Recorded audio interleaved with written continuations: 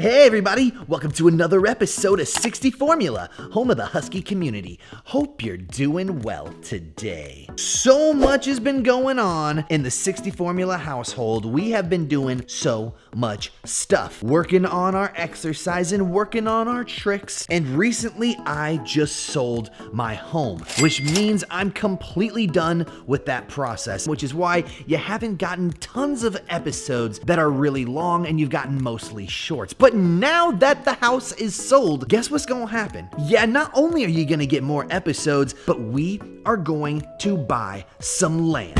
Oh yeah, I said it. We're gonna buy some land, baby. And that means not only are the Huskies gonna start getting a lot more exercise, spending a lot more time outdoors, we're gonna be making more outdoor videos, hanging out with farm animals, building stuff. I cannot wait. It's something I've been waiting and planning to do with the channel because I wanna take the Huskies outdoors and show you a lot more training situations when you're not in your home. Because let's face it, if you got a Husky, the chances are you're probably not staying inside all the time. You're probably taking your Husky out to go hiking or go swimming or go adventuring. And if that's the case, you need to know how to train them for the outdoor world. And so we plan on teaching you exactly how to do that with our brand new plot of land. Now I'm gonna be coming out with more details on everything in the next couple of episodes, but I just wanted to let you guys know before we get into the episode that we have crossed a huge bridge in terms of our plans. Selling the house was a huge accomplishment. It took a lot of time, but in this market, luckily, we got a great price, and now we can do things that we always wanted to do, which is gonna be funalicious.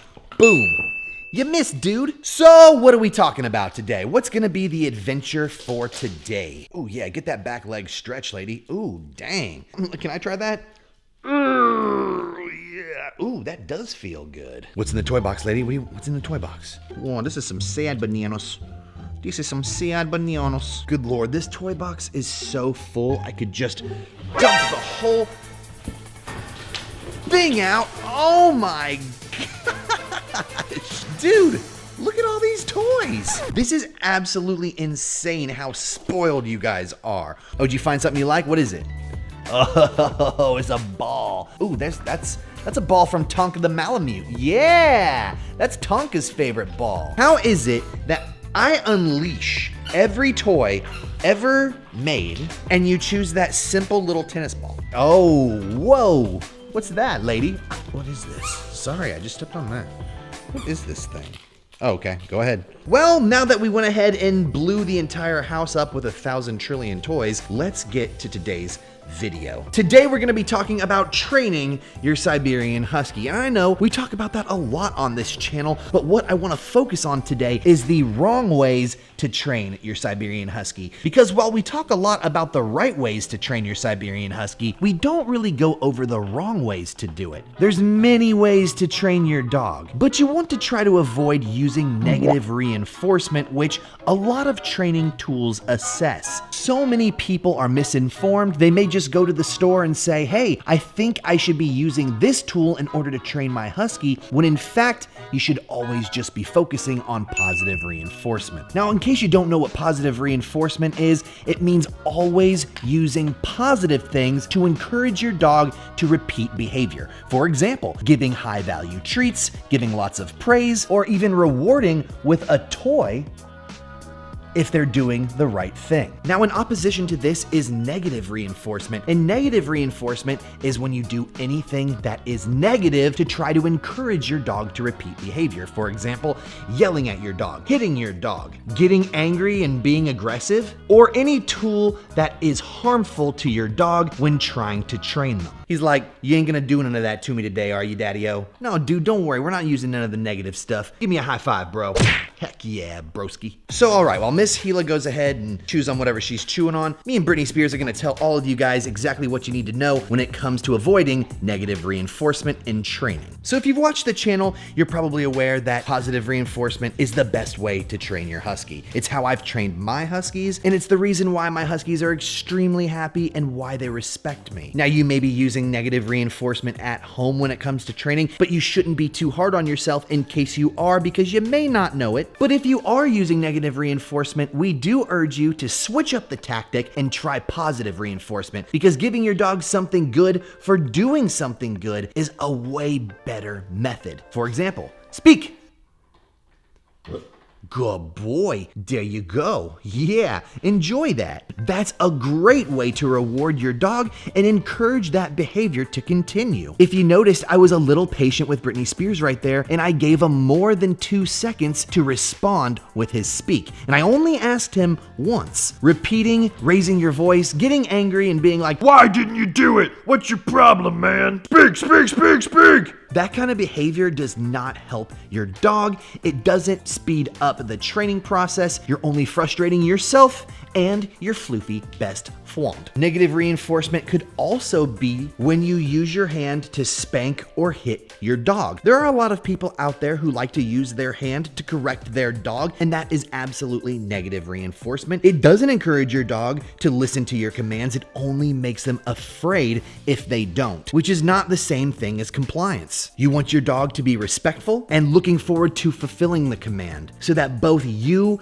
and your dog are happy. This is why we reward with high value treats and praise, so that the dog knows, hey, this is a good experience, not a bad one. If I continue to do it, it's gonna be awesome. Another way that people like to correct their dogs is with collars. This is what I was talking about with tools that promote negative reinforcement. For example, prong collars, collars that have spikes that dig into your dog's neck. While this may seem like it helps, it ultimately does absolutely nothing but put your dog in a very uncomfortable situation when you're assessing it. The best thing to do is to properly train your dog not to leap forward or lunge by using positive reinforcement. I promise you when I say this, that having a prong collar and causing discomfort to your dog when they're lunging on a walk does nothing to encourage them to stop. It just bugs them and makes them go, dude, why in the heck did you put this on me? The best thing to do is take your dog on mini walks that are no longer than 5 to 15 minutes and teach them how to behave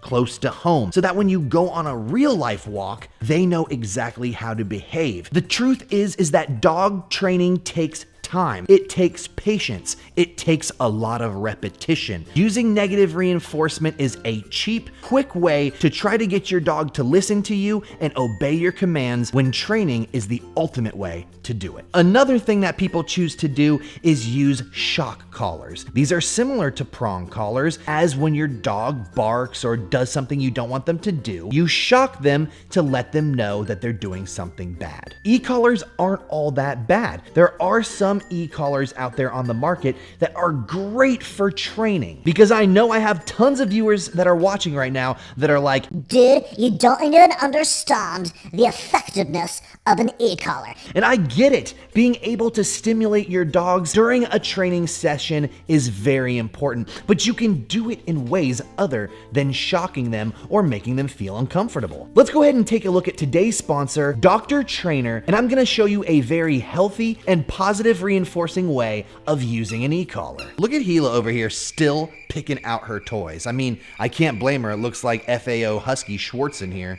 Like 4 people are gonna understand that joke. Today's episode is brought to you in part by Dr. Trainer's T1S Pro e-collar. The Dr. Trainer T1S Pro is one of the best e-collars on the market because it offers a wide variety of different settings that you can choose whenever you're training your dog. As you can see on the controller it comes with, we have vibration settings, we have shock settings, which we'll never use, and we have a sound setting. So this Dr. Trainer collar offers both a sound and a vibration option, which is a great alternative to shock. Sometimes it's important to get your dog's attention and you need to stimulate them in some way. The best way to do it is with either vibration or sound. This is the actual collar that goes around their neck. So you see, it's very sleek, it's small, there's the speakers for the sound to come through, so you're gonna get your dog's attention whenever you're doing a training session.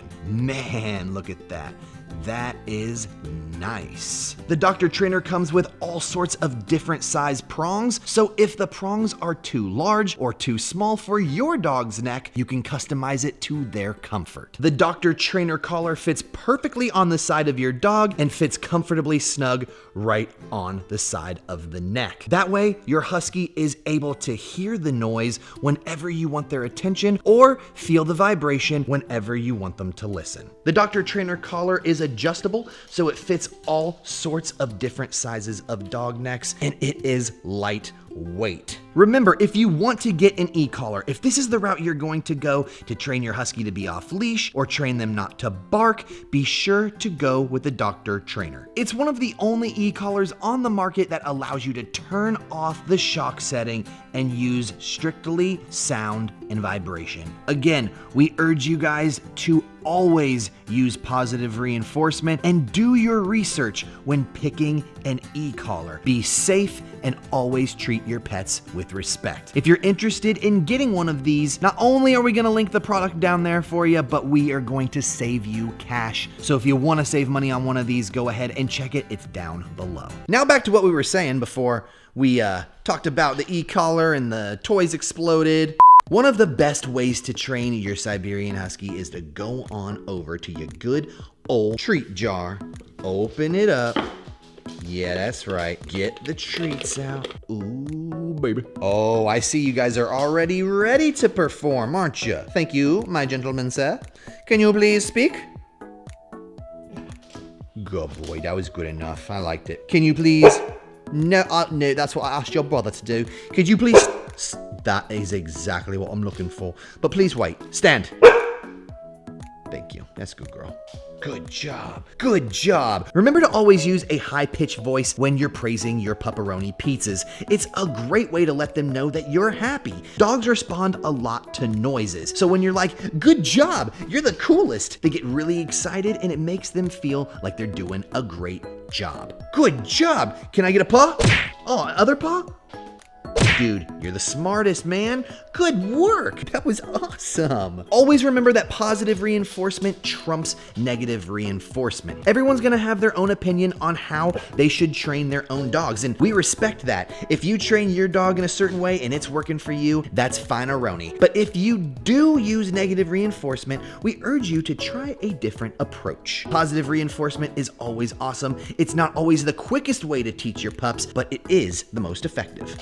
Yeah. If you guys had fun today, be sure to smash that like button and hit subscribe so you don't miss out on all the free 99 information we give out on the channel, and so you have all the fun in the world. We post daily Husky shorts and we like to have a good old time. So come and join us on our adventures, join the family, hit that subscribe button, and we'll see you next time with another episode of Guess What?